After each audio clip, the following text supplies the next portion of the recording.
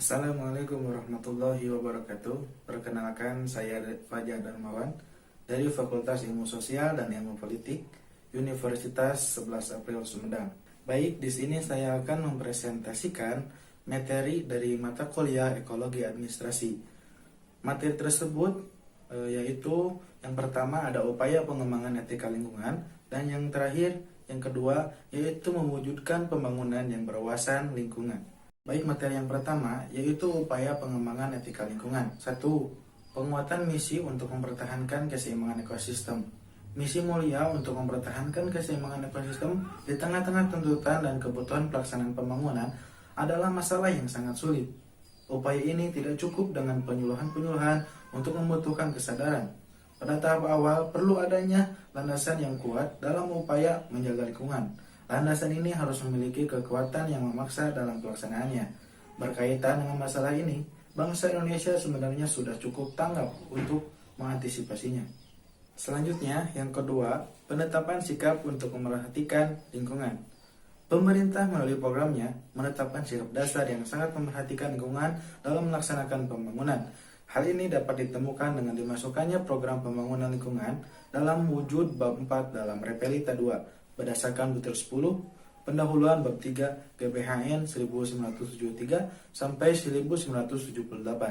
Selanjutnya, berdasarkan keputusan Presiden nomor 27 tahun 1975 dibentuk panitia inventarisasi dan evaluasi kekayaan alam. Tugas panitia ini adalah menelaah secara nasional pola-pola permintaan dan persediaan serta pengembangan teknologi baik masa kini maupun masa yang akan datang.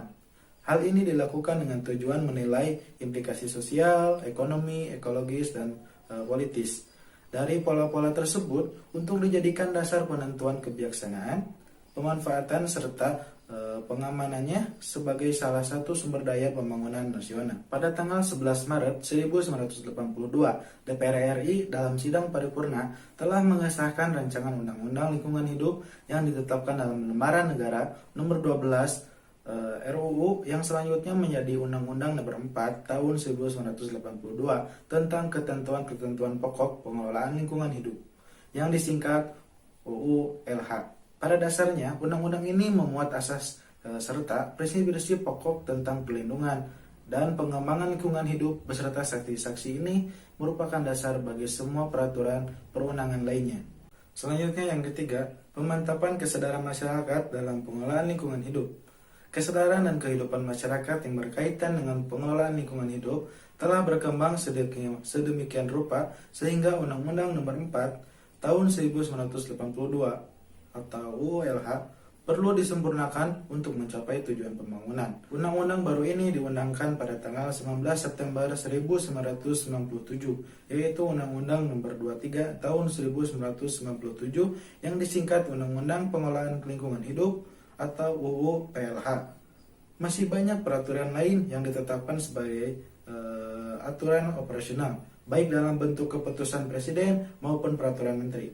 Selanjutnya, yang keempat, yaitu kebijakan berwawasan lingkungan. Berkaitan dengan alam, manusia mempunyai tugas dan tanggung jawab sendiri. Manusia dikaruniai akal budi yang dititahkan untuk menguasai dan memerintah subsistem lain dalam keseluruhan ekosistem sehingga sering bertindak sewenang-wenang. Manusia pada akhirnya menjadi agresor dan predator yang sangat mengerikan.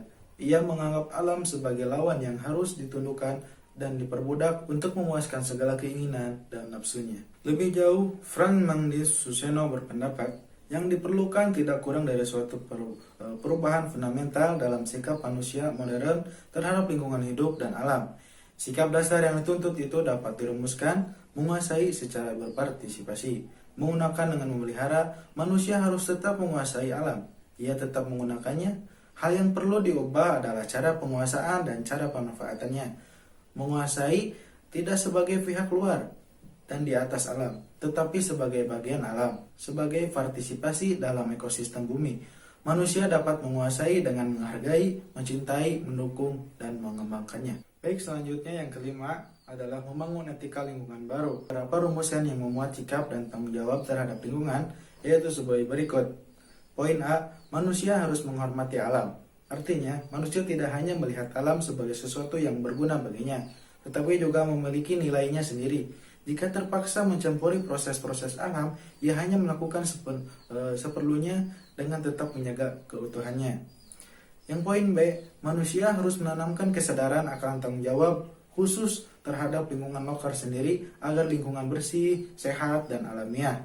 Yang poin C, manusia harus merasa bertanggung jawab terhadap kelestarian biosfer.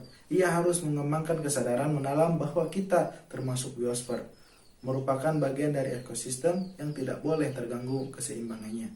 Selanjutnya, poin D, solidaritas dengan generasi-generasi yang akan datang harus menjadi acuan dalam pengelolaan lingkungan.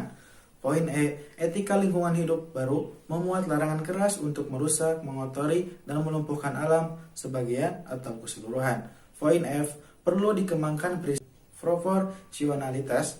Pembangunan pasti akan mengubah atau merusak lingkungan, baik sedikit maupun banyak. Yang poin G, prinsip pembebanan biaya pada penyebab.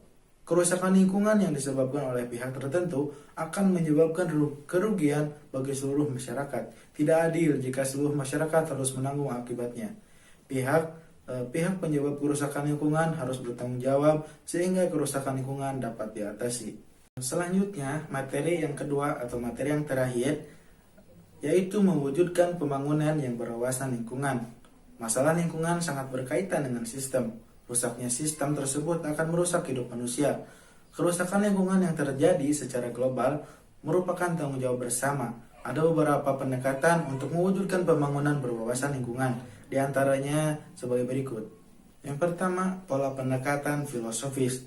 Pada dasarnya, banyak ajaran filsafat dan agama yang menganjurkan manusia untuk memelihara, menghargai, dan hidup menyatu dengan lingkungannya. Akan tetapi ajaran-ajaran ini belum menampakkan kekuatan yang efektif karena kerusakan alam masih terus terjadi. Dalam perspektif pembangunan yang berwawasan lingkungan, manusia dipandang sebagai subjek dan objek pembangunan.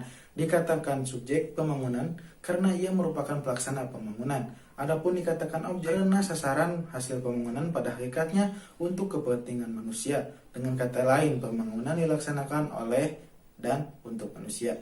Terbentuknya pola perilaku manusia yang terinspirasi dan berwawasan lingkungan merupakan salah satu dasar penetapan tujuan umum dalam psikologi lingkungan. Seiring dengan tujuan tersebut, untuk membantu manusia sebagai pelaku pembangunan yang berwawasan lingkungan, psikologi lingkungan merancang metode sebagai berikut. Poin A, membangun kesadaran, yaitu membantu individu dan kelompok sosial memperoleh kesadaran tentang kepekaan terhadap lingkungan dan berbagai masalah yang berkaitan. Yang poin B, transfer pengetahuan, yaitu membantu individu dan kelompok sosial memperoleh berbagai pengalaman tentang lingkungan dan pemahaman dasar mengenai masalah-masalah yang berhubungan dengan lingkungan. Poin C, pengembangan sikap, yaitu membantu individu dan kelompok sosial memperoleh nilai-nilai sosial. Poin D, pemberian keterampilan, yaitu membantu individu dan kelompok sosial memperoleh keterampilan dalam pemecahan masalah-masalah lingkungan. Selanjutnya poin E, partisipasi dan observasi, yaitu membantu individu dan kelompok sosial mengembangkan rasa tanggung jawab terhadap berbagai masalah lingkungan dan mencoba menerapkan tindakan yang tepat untuk membantu memecahkan masalah. Poin F yang terakhir, evaluasi dan refleksi, yaitu membantu individu dan kelompok sosial mengembangkan pola internalisasi diri atas seluruh aktivitas terhadap lingkungan dengan seluruh pembelajarannya sehingga menjadi sebuah spiritualitas hidup. Inilah yang akan mendorong perilaku konstan manusia atas lingkungannya. Baik, selanjutnya yang kedua, pola pendekatan ekologis. Pola pendekatan ekologis ini ada 2 poin. Yang pertama, sikap teknokratis dan sikap dikotomis. Yang pertama, sikap teknokratis. Menurut Frans Magnus Suseno, salah satu penyebab kerusakan lingkungan adalah sikap teknokratis. Istilah teknokratis berasal dari bahasa Yunani, yaitu tekne yang artinya keterampilan dan kratein yang artinya menguasai. Dengan demikian, secara umum, teknokratis artinya keterampilan untuk menguasai sesuatu. Sikap teknokratis pada intinya merampas dan membuang alam dan mengambil semua yang diperlukan dalam kehidupan manusia. Selanjutnya, sikap dikotomis. Sikap dikotomis ini berarti melihat dan menempatkan lingkungan terpisah dari kehidupan manusia.